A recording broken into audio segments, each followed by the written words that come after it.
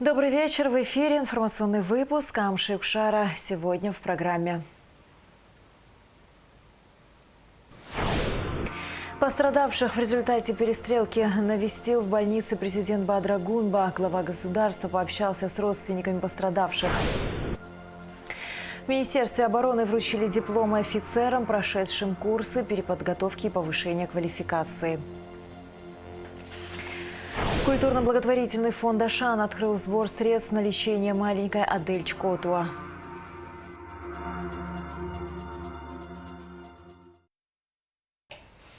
Состояние двоих раненых во время стрельбы в Сухуми 11 ноября оценивается как крайне тяжелое.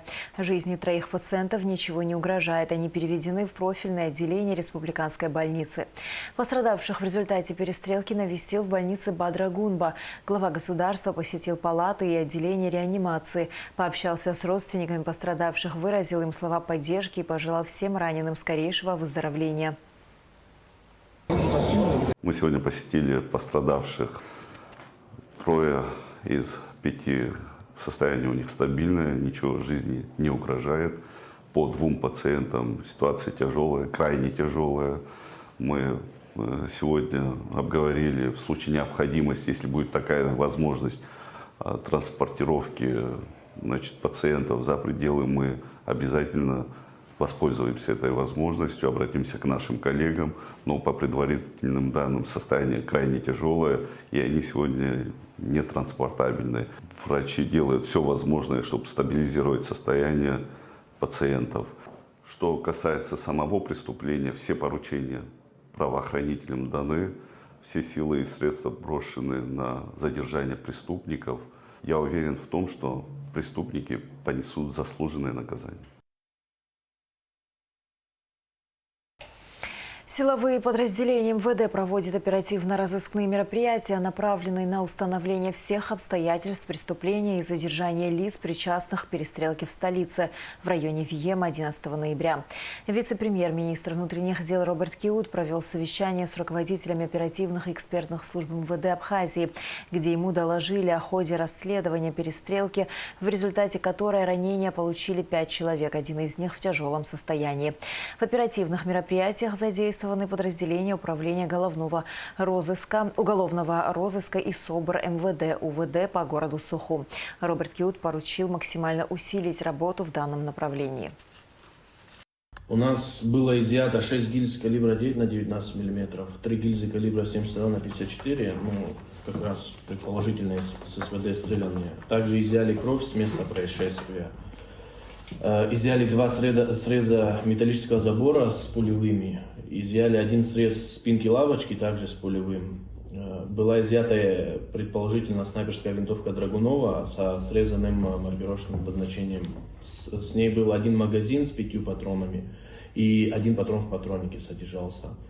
Оболочка и сердцевина пули, сердечник, предположительно 72 на 54. Вопрос по генетической экспертизе мы уже обсуждаем с нашими российскими коллегами.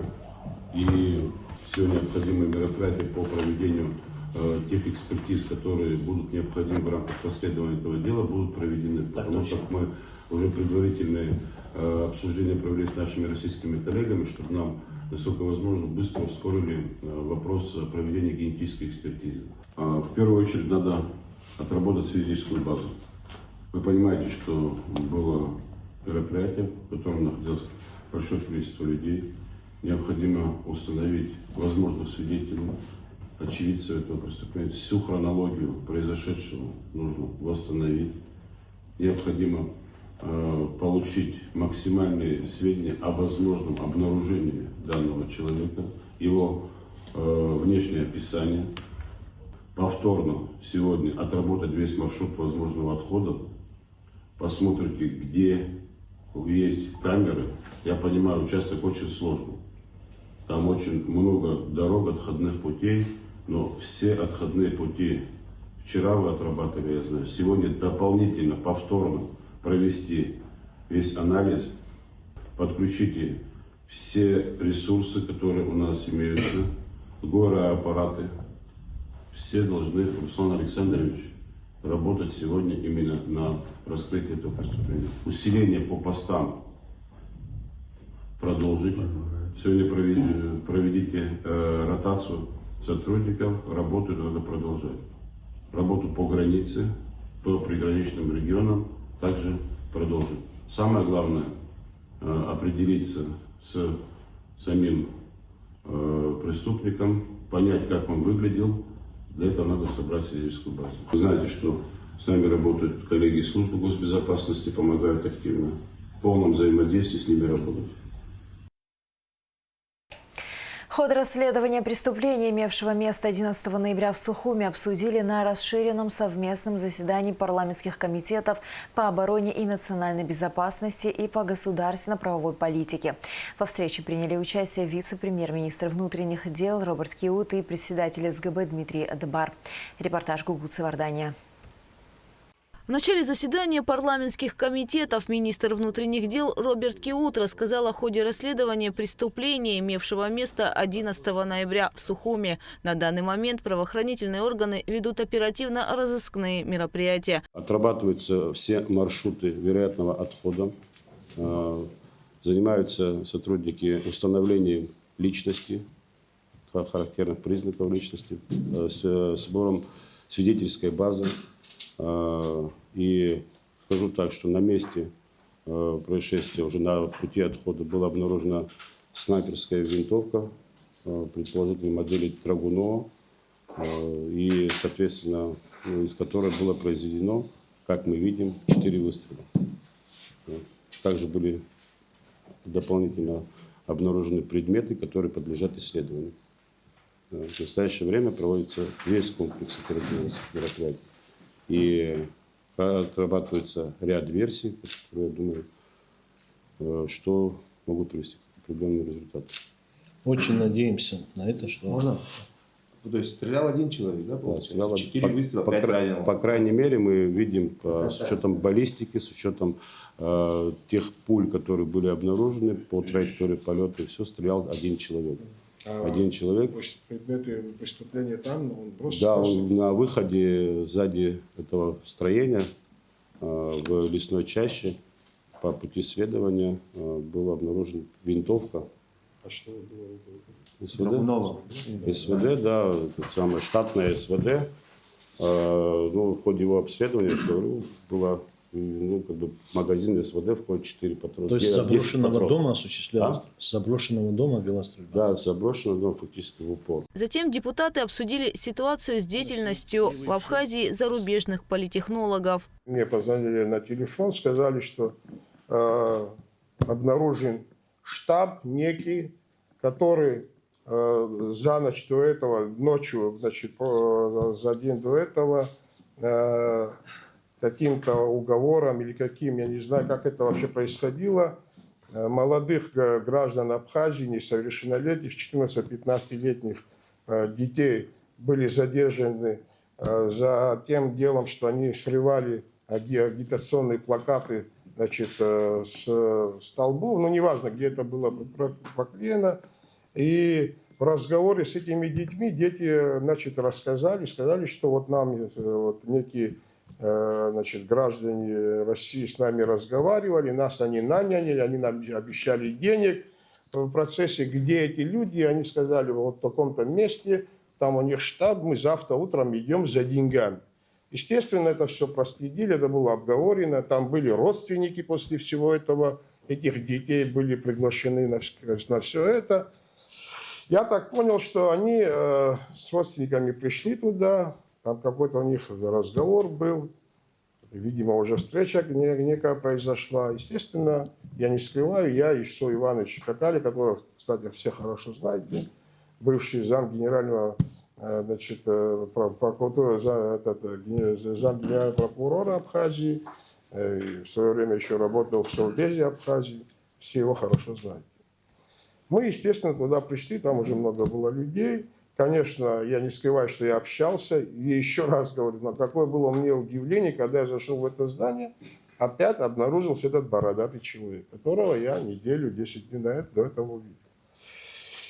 Вопрос, кто вы, что вы. Один говорит, я просто курю. Тот повзрослее, что сидел, он вообще сказал, что он, в смысле, отдыхающий, случайно зашел туда. Ну, вот этот уже известный человек Рева, который в своем когда рассказе начал говорить, что вот он редактор газеты некой, и обратился к тому человеку, который только что минут за 5-10 говорил, что он вообще отдыхающий. Он просто случайно зашел, сказал, что этот человек тоже со мной работает. То есть он начал выдавать все. Этот бородатый, который говорил, что он вообще никогда не был ни в каком ЦИКе, слава богу, есть глава администрации, есть ЦИК, в котором он был, там люди есть, это если желание есть, перепроверить эту информацию, надеюсь, все это можно проверить. Но я как государственный человек, как представляющий власть Абхазии, хотят, не хотят, это власть наша общая, это наша общая страна, и кто как выглядит, это бьет по имиджу Абхазии, поэтому мы все должны стараться быть, в всяком случае, придерживаться неких правил и законов Республики Абхазия. Я, естественно, позвонил сперва в УВД, ребята приехали с УВД, потом я понял, что это, наверное, не совсем УВДшный вопрос. Мы попросили приехать, не я лично звонил, попросили мы ребят с УВД набрать в СГБ, чтобы СГБ приехал. Правда, ребята сразу сработали, ребята пришли. Мы им как говорится, их вручили нашим, значит, службистам, нашим ребятам. Единственное, мы сразу предупредили, все гаджеты, что мы возьмем, нам нужно кое-что просмотреть в целости, сохранности, не удаляя никаких информационных, значит, вещей. Мы это все передадим. Там, буквально через некоторое время мы все, значит, вот эти вот гаджеты, телефоны, мы все в СГБ отдали. Вот мне отвечает начальник свинария миграционной службы. Да. Он говорит следующее. На ваш депутатский вопрос такого-то, такого-то относительно предоставления информации о наличии либо отсутствии разрешительных документов у следующих граждан такие-то, такие-то, такие-то, информирую о том, что данные иностранные граждане в ГМС Республики Абхазия за получением разрешительных документов не обращались. На работу? Да, на работу. Имеется в виду, люди говорят, что они главные редактора абхазской газеты. Служба госбезопасности республики вместе с другими правоохранительными органами приступила к проверке по факту инцидента, произошедшего на улице Абазинская в Сухуми. Изучаются все обстоятельства дела. В службу госбезопасности, как я говорю, никто с заявлением в бумажном виде не обращался. Да, были заявления со СМИ, которые мы видели, то, что обращения были в службы. Мы занимаемся данным фактом, проверкой данного факта. Эти люди не были задержаны, эти люди были доставлены в службу госбезопасности. После инцидента, имевшего место, гаджеты мы получили через несколько часов, правильно сказал здесь Кан Валерьевич. И данные гаджеты были обследованы службой госбезопасности, но в чем причина, объясняю. В том, что если данные гаджеты при задержании службы госбезопасности были бы изъяты законным путем, они имели бы другое основание. Данные гаджеты побывали в других руках, они были использованы. Мы для себя информацию сняли, естественно, что будем дорабатывать оперативным путем. Но еще раз хочу сказать, вот здесь некоторые СМИ опубликовали, что данные граждане были выдворены с территории Республики Абхазия. Это не так. Чтобы выдворить не гражданина Республики Абхазия, на то принимается решение судом, не служба госбезопасности. Я попрошу, давайте писать правдивую информацию. С данными гражданами была проведена беседа, работа продолжается. На данный момент они находятся не на территории Республики Абхазия, но для того, чтобы нам работать, это нам не мешает осуществлять свою оперативную деятельность. Если бы, еще раз говорю, что граждане Республики Абхазия, которые принимали участие в данном инциденте, конфликте, как хотите его назовите, сразу бы обратились бы в органы правопорядка, и мы бы не отреагировали бы на это, я бы понял. Но произошел инцидент, произошла драка. Что там произошло, кто дрался, пока не установлено. Данные граждане Российской Федерации утверждают, что у них было похищено свыше 1 миллиона рублей. Это то, что у нас записано. То есть похищены были личные какие-то предметы, это телефоны, ноутбуки и все остальное. Я еще раз говорю, что если наши граждане видят правонарушение, то можно же было обратиться в службу госбезопасности, в Генеральную прокуратуру, в милицию. И я уверяю, что мы отреагировали бы незамедлительно. И у нас бы по-другому бы и обстоятельства дела расследовалось бы, и все было бы по-другому. И все бы выглядело совершенно по-другому. Что я хочу сказать. Данные граждане заявляют о том, что им нанесли побои, увечья. Сейчас за их вину мы разбираемся, мы доложим, естественно, по окончанию данной проверки, мы доложим, что там произошло и чем они на территории Республики Абхазия занимались и какую правовую оценку дадут правоохранительные органы. У нас есть уже поручение от прокуратуры города Сухум, какие мы действия должны произвести касательно граждан Российской Федерации. Но касательно граждан Республики Абхазия, нужно было, еще раз говорю, обратиться к нам. И мы бы отреагировали бы на это, и все это имело бы совершенно другой вид и другую атмосферу, как говорится. Сейчас, в данный момент, мы имеем заявление о том, что у людей похищены деньги и ряд гаджетов их. И плюс у них избиение, где сняты побои. В настоящий момент, вот уже прошло 5-6 дней, выполнен большой объем работы. Мы уже опросили много людей. Их имена озвучивать не можем в интересах работы, но со временем, если такая необходимость возникнет, мы можем такую информацию дозированно дать парламенту. Мы можем потом в закрытом виде это Да, сделать. обсудить мы можем. Есть какие-то вещи, которые мы можем обсуждать. Есть какие-то вещи, которые нам закон не позволяет сделать. Давайте Что касается... Давайте позовем. Я с удовольствием. Надо быть открытым. А чего мы скрывать будем? Совбез мы проводим обычно в закрытом виде. Хорошо. Что касается самой ситуации, вот, на сегодняшний день, с учетом того, что пока всего несколько дней прошло, мы уже приблизительную картину видим и понимаем для себя, что произошло. Вот, были переданы гаджеты, вещественные доказательства, наверное, как многие думают, службе госбезопасности, которые впоследствии должны были быть пересланы в прокуратуру. Абсолютно верно говорит Дмитрий Сергеевич, что была информация, что эти носители находились у посторонних лиц. Я вам просто сейчас поясню с точки зрения действующего законодательства.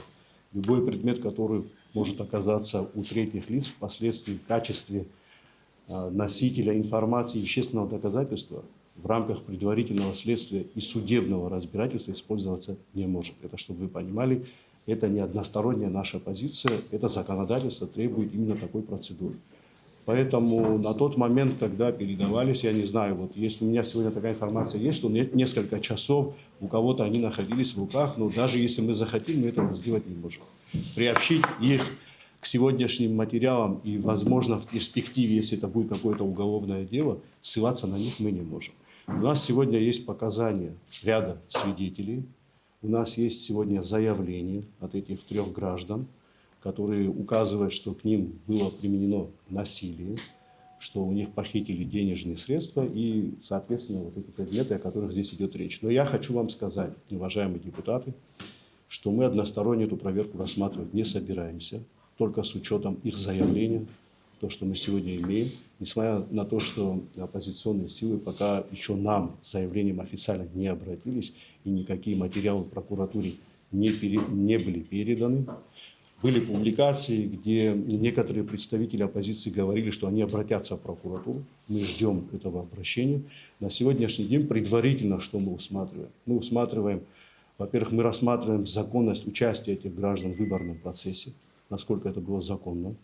Мы именно так на это смотрим. Законность вообще их работы. Есть государственная миграционная служба, которая проводит эту политику.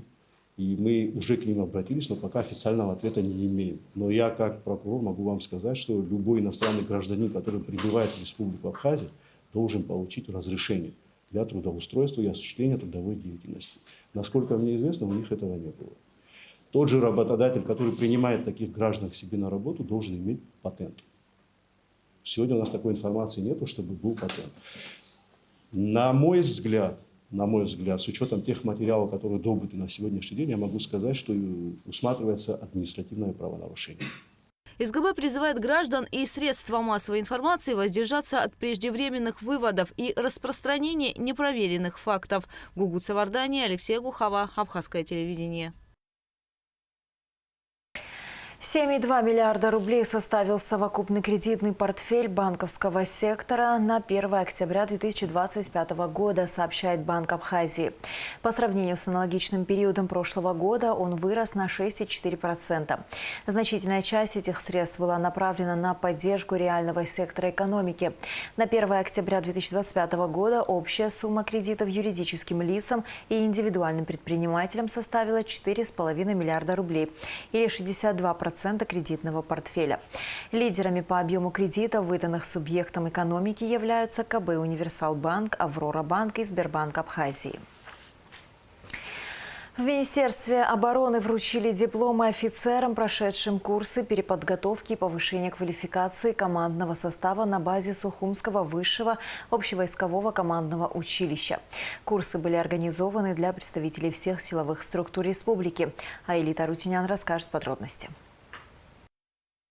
С приветственным словом присутствующим обратился Владимир Савченко, начальник Генерального штаба Вооруженных сил Республики Абхазия. Он отметил, что 31 октября завершился 2025 учебный год. В Вооруженных силах Абхазии этот год был особенным, а особенность заключалась в том, что были решены все важные задачи, влияющие на обороноспособность страны. Эти задачи были связаны с развитием вооруженных сил и их подготовкой. Также на мероприятии отмечалось, что впервые под руководством главнокомандующего вооруженными силами президента республики было проведено оперативно-тактическое учение. Оно также было особенным, потому что две стороны отрабатывали задачи, характерные для современных видов военных действий. Эти учения охватили всю военную организацию государства. Кроме того, впервые, и по этому случаю мы сегодня здесь в этом зале находимся, были открыты курсы переподготовки и повышения командного состава на базе Сухумского высшего общевойскового командного училища по специальности, имеющей принципиальное значение для обороноспособности страны, которые вы, безусловно, успешно окончили. В течение 360 учебных часов вы изучали тактику, специально-технические дисциплины, прошли специальную подготовку. 70% учебного времени мы специально выделили на практические занятия. Курсы помогли участникам получить практические умения и навыки в решении прикладных задач, характерных для современных и перспективных боевых действий. Программа обучения была успешно усвоена всеми военнослужащими. Все вы успешно освоили программу обучения. В ходе занятий, руководители занятий неоднократно вам подчеркивали, что с окончанием курсов переподготовки повышения квалификации вы не должны останавливаться на достигнутом. Необходимо активно внедрять полученные вами знания, умения и навыки в войсках, настойчиво и активно учить своих подчиненных. За короткое время, прошедшее последние 2 месяца, мы получили огромный пласт знаний, умений, навыков, необходимых для защиты нашей Родины. Хотел бы сказать слова благодарности организаторам, руководителям и инструкторскому составу. Эти знания будут передаваться, конечно же, нашим боевым товарищам. И в дальнейшем, я думаю, это получит большое развитие. Исполняющий обязанности министра обороны Беслан Свижба отметил, что руководство ведомства на достигнутом останавливаться не будет. Также будут развивать учебно-материальную базу и все остальные направления. Получили необходимые знания, то, что нам необходимо нашим вооруженным силам, то, что необходимо для безопасности нашего государства, Республики Абхазия. Хочу выразить огромнейшую благодарность и сказать большое спасибо руководству, прежде всего начальнику генерального штаба, генерал-полковнику Савченко Владимиру Федоровичу, который непосредственно под его руководством все это провели. Курсы прошли представители всех силовых структур республики. Аэлита Арутюнян, Камила Джопуа, Абхазское телевидение. 3 675 000 рублей. Сумма, которая сейчас необходима маленькой Адель Чкотуа. У малышки тяжелый и редкий диагноз микрофталем. Адель борется за возможность видеть, и у этой борьбы есть четкий план и реальная надежда на успех. Ведущие израильские специалисты готовы помочь. Культурно-благотворительный фонд «Ашан» открыл сбор средств. Именно сейчас каждый из нас может изменить судьбу малышки и сделать девочку и ее любящих родителей счастливыми. Каждый рубль, как и в любом благотворительном сборе, имеет колоссальное значение. Подробности в репортаже Шазины Ханагуа.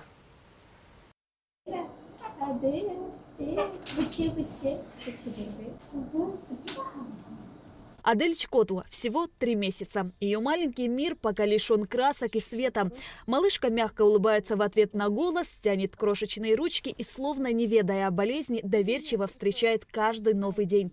Мама шепчет ласковые слова и мечтает о том дне, когда дочь увидит солнце, цветы и улыбки близких.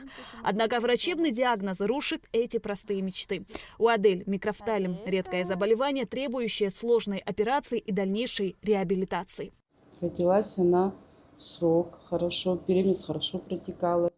А за всю беременность двое детей дома коклюшем заболели. В том году зимой вспышка была, коклюшем заболели. Я особо так не ощутила, но по анализам сказали, что я тоже заболела. Это была уже 16-я неделя. Когда она родилась, один глаз открылся, а другой закрытый был. Диагноз подтвердили в Сочи и в Москве. Родители вышли на одну из ведущих клиник Израиля. И у этой борьбы есть четкий план и реальный шанс на успех. Ведущие израильские специалисты готовы помочь Адель. Профессоры проведут ювелирную диагностику и определят, можно ли сохранить и восстановить зрение малышки. Если нет, они сделают все, чтобы провести щадящую операцию и установить современный имплант, который позволит Адель жить полноценной жизнью без физических и психологических травм. Имплантацию, никаких шансов не дали, просто имплантацию и езжайте домой. Я приехала, подумала и начала спрашивать, что к чему, как. Это диагноз не часто встречаемый. Потом как-то вышла в Израиль, узнала, что есть там новая технология, что можно узнать, видит ли глаз. Посмотрели видео, ее диагноз, и там две профессора. Один говорит, что видит, другой говорит, не видит. Для этого, сказали, должны ребенка увидеть. Диагноз у Адель выявлен с рождения. Микрофталем – это состояние, при котором глаз значительно меньше нормального, и в зависимости от степени заболевания страдают его функции. Чаще всего связан с генетическими причинами, внутриутробными инфекциями, а также с дефицитом витамина А. Об этом отметила практикующий педиатр Лабквест, член попечительского совета фонда Ашана Астанда Кварча. На сегодняшний день ребенку диагностирован микрофталем 3-й степени, что говорит о значительном снижении функций, практически отсутствием зрения. Но израильские врачи дают нам надежду на то, что при дополнительной диагностике, которую они проведут у себя, если же хоть немного глаз сохранен, если есть зрение, хоть незначительное, они сохранят собственный глаз, проведя операцию с расширением век. Но если вдруг все-таки выяснится, что диагноз подтверждается и ребенок незрячий, глаз этот не видит, то в таком случае будет проводиться эстетическая операция с энукleацией глаза и установкой протеза. На данный момент в клинике установлена копилка добра. Каждый, кто может, мог бы оставлять небольшую помощь, чтобы помочь ребенку. Семья окружила Адель любовью и теплом, но их силы и ресурсы ограничены. Они обратились в культурно-благотворительный фонд Ашана, который открыл сбор средств на лечение. Каждая пожертвованная сумма – это шаг к операции и возможность для маленькой Адель увидеть мир, которого она пока не знает. Семья трехмесячная Адель с таким серьезным и редким заболеванием обратилась к нам в фонд за помощью, а так как сумма лечения 3 675 000 неподъемна для этой семьи. Самостоятельно оплатить такое дорогостоящее лечение они не в состоянии. И именно поэтому мы запустили сбор средств на лечение маленькой Адель. Мы не сомневаемся, что в очередной раз жители нашей страны поддержат нашу маленькую подопечную, и сумма соберется в короткие сроки. Каждый из нас, каждый человек имеет возможность сделать пожертвование. Все способы пожертвования указаны у нас на сайте, на наших официальных страничках, в социальных сетях. Каждый рубль, он важен. Только объединив усилия, можно собрать необходимую сумму. Помочь Адель можно, отправив СМС со словом «Добро» на короткий номер 5050. О других способах помощи можно узнать по телефону 773 50 50 или на официальном сайте КБФ Ашана. Подарим Адель шанс увидеть мир во всех его красках. Шазина Ханагу, Раму Камке, Абхазское телевидение. Упрощена процедура замены и выдачи паспортов РФ россиянам, живущим в Абхазии и Южной Осетии. Распоряжение подписал глава правительства РФ Михаил Мишустин. Теперь для получения или замены российских паспортов не обязательно въезжать в Россию. Этими вопросами будут заниматься временные группы сотрудников МВД Российской Федерации, которые будут работать на территории республик. Дмитрий Осия вновь избран председателем Сухумского городского собрания. Заместителем председателя стал Инал Кишмария. Первое заседание 8-го созыва прошло в Сухуме. По итогам выборов в него вошли 19 депутатов, среди них одна девушка. Нала Чинджерия продолжит тему. Открывая первое заседание нового созыва Сухумского городского собрания, председатель избирательной комиссии города Сухум Алмаз Джапуа подвел итоги прошедших выборов. По его оценке, голосование прошло на хорошем уровне. Это подтверждает высокая явка на избирательных участках, которая в общем составила 39,6%. Он также отметил, что ни одной жалобы не поступило. Хочу вас поблагодарить в том числе, потому что работа это не исключительно комиссия, и сами кандидаты должны формировать здоровую атмосферу во время выборов. И поэтому огромное вам всем спасибо. Поздравляю вас с тем, что вы победили на своих округах. Народ вам доверил, город Сухум вам доверил управлять, в том числе вместе с администрацией этого города, контролировать, в данном случае представлять их интересы. Еще раз вас всех поздравляю. Алмаз Джапуа вручил народным избранникам удостоверение, подтверждающее статус депутата городского собрания. В Сухумское горсобрание избрано 19 депутатов, среди них одна девушка. Единственная девушка, похлопайте, девушка в коллективе. Я вас поздравляю, сегодняшний день является депутатом Сухумского городского собрания. На пост главы горсобрания претендовал только один кандидат – Дмитрий Осия. С его биографией депутатов ознакомил Инал Тужба. Я бы хотел выставить кандидатуру Дмитрия Линдовича Осия. За предыдущие 5 лет этот человек работал в таком хорошем тандеме в собрании, проявлял и писал очень много законодательных инициатив, которые большая часть из них получила одобрение в парламенте. Какая-то часть будет рассматриваться. Я думаю, что если мы все вместе в такой же системе, как и ранее, продолжим работу, это приведет к хорошим плодам. В итоге путем тайного голосования председателем был избран Дмитрий Осия.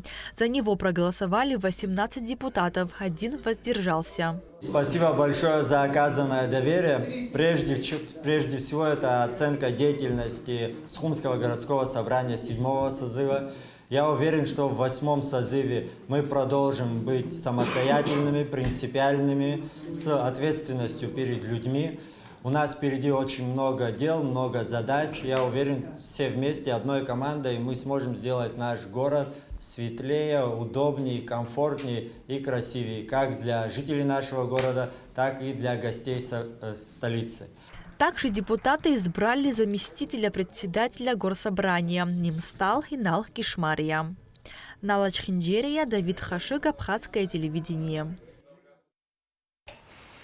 Финальное обсуждение перед стартом. Выездное совещание по реконструкции набережной прошло в Сухуме. Его провели заместители главы столицы Инал Авицба и Константин Тарба. В совещании приняли участие представители российских регионов и проектных организаций, которые будут заниматься реконструкцией набережной, а также представители абхазского бизнеса.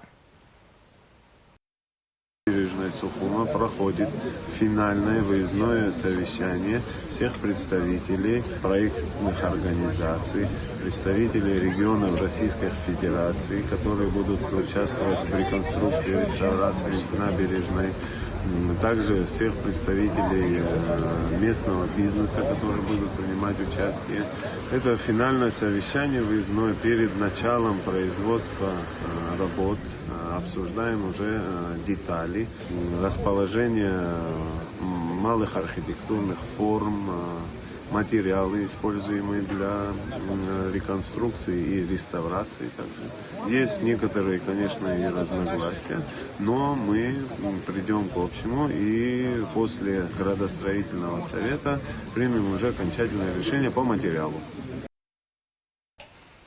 Абхазская гимнастка София Боджгуа выступила в международном турнире «Кубок Небесная Грация» и «Бейджинг Топ Open 2025» в Пекине. Как отметили комментаторы турнира, ее выступление стало одним из самых ярких и запоминающихся.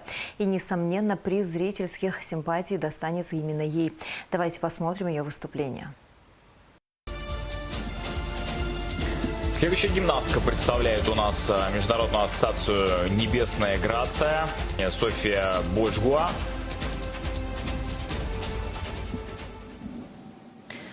Да, это гимнастка из Республики Абхазия, но представляет она ассоциацию «Небесная Грация».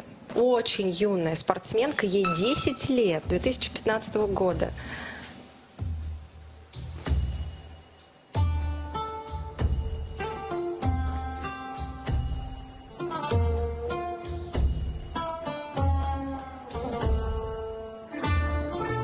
И очень подходит, конечно, музыкальное сопровождение, восточные мотивы.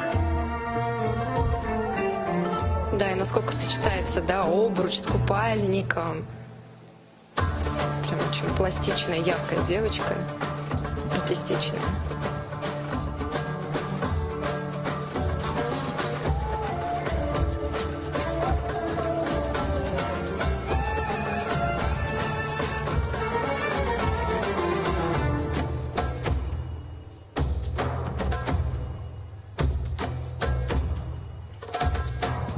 Смотрите, что вытворяет София.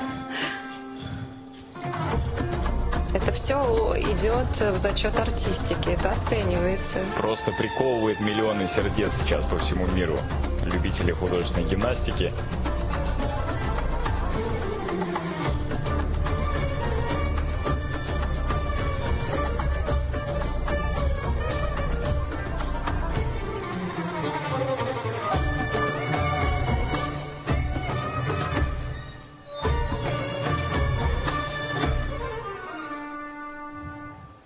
Но милейшее выступление, просто, конечно, мой личный приз зрительских симпатий отправляется именно к Софии, потому что это таким своим выступлением она, безусловно, меня влюбила. Да, очень яркая девочка. Конечно, не обошлось без ошибочек. Был пропущен риск, пробежка такая была. Вот. Но был, кстати, у нее был элемент, который включен только в правила Небесной Грации, он оценивается. Это был прыжок в кольцо с двух ног. Алина Кабаева так делала, и вот он был продемонстрирован сейчас Софией. Но это все придет, это обязательно придет 10 лет всего сейчас. Она будет этот эфир пересматривать еще очень много и много, поэтому только слова поддержки и благодарности, то, что она не побоялась, пришла, выступила, приехала. И в завершении выпуска о погоде. В четверг, 13 ноября, в Абхазии ожидается облачная с прояснениями погода. Дождь разной интенсивности и продолжительности. Гроза. Температура воздуха ночью 10-15, днем 13-18 градусов. Температура морской воды 17 градусов.